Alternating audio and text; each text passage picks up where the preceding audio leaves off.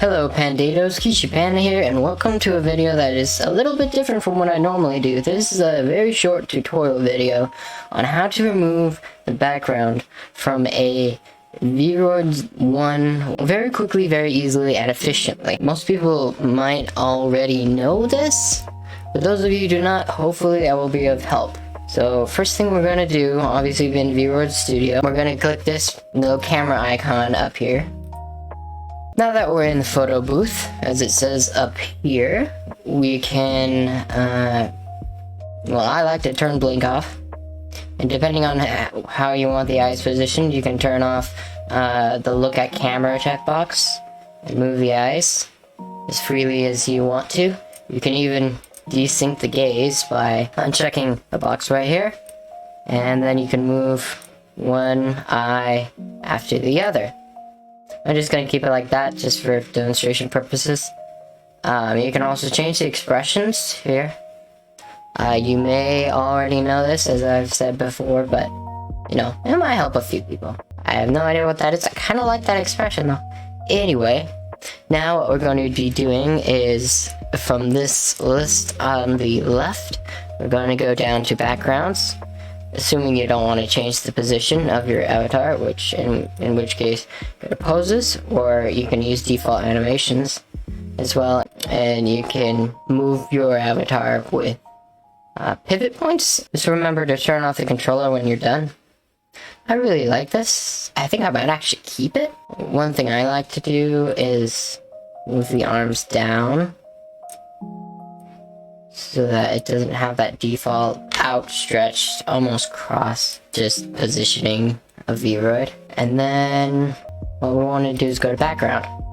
Now this is the most difficult part, at least for me, the most difficult part, because you can easily make things a lot more difficult for yourself by not choosing the correct background color. So say you have a character with a bunch of pink hair.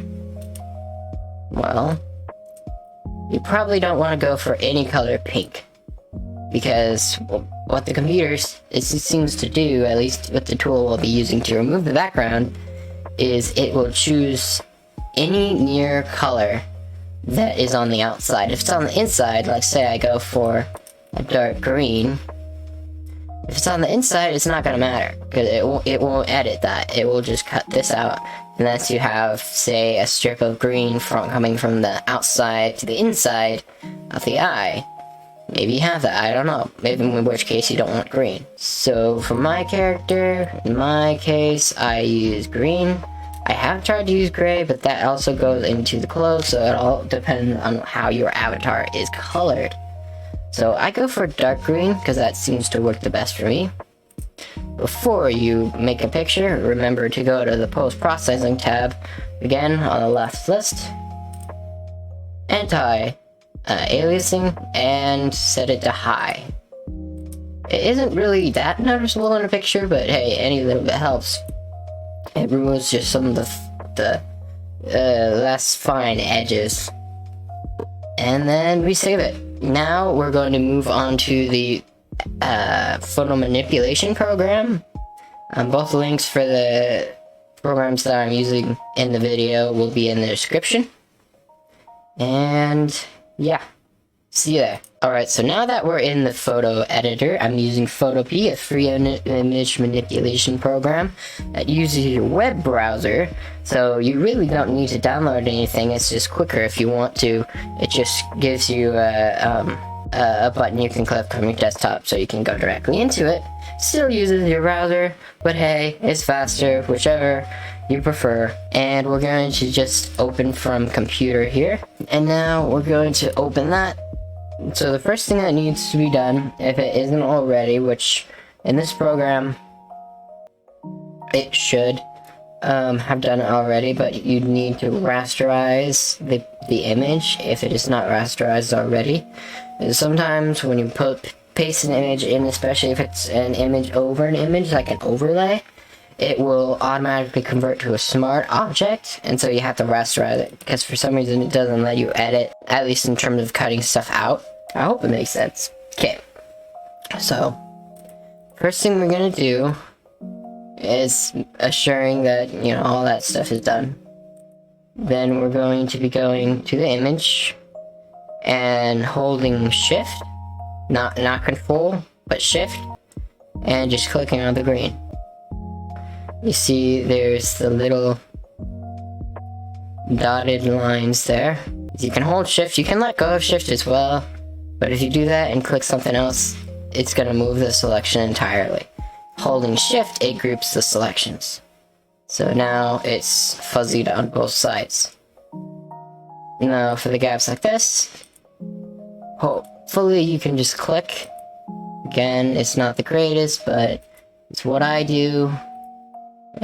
Most of the time these are on thumbnails, so people can't see the real fine details anyway. So just, you know, do what you can. And because each of these are separate clicks like that, you can just go back and you won't actually lose everything. Just remember to hold shift again, or you will lose all your selections. I've done that before. Alright, so now...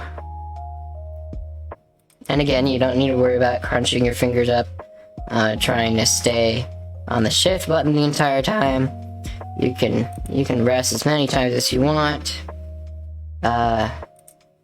Just remember to hold shift when you're about to click a selection if you're trying to group it. Alright, so that looks good.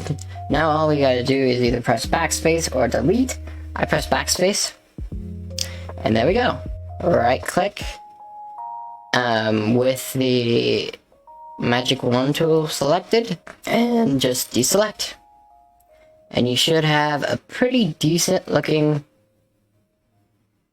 image without the green background behind it.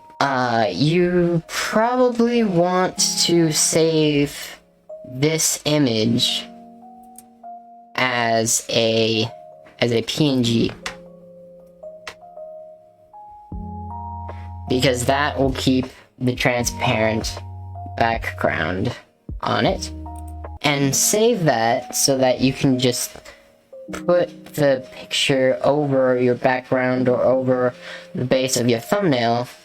And then if you save the PNG, you can just continuously use it in different thumbnails you make. Whenever the situation arises where this face would make sense on the thumbnail, you don't need to go through these steps again. You have it as a template, and you can just put it on the thumbnail. If this video helped you at all, please leave a comment, like, and yeah, subscribe if you would like to see more content like this. I plan on putting out as much as I can in as many areas as I have just kind of shoved myself into, because I don't have anyone else to do this stuff for me. So yeah, I know a lot, and I know how to do a lot. So yeah, if you'd like to see just random tip videos and games and things like that, then subscribe. Okay. Bye.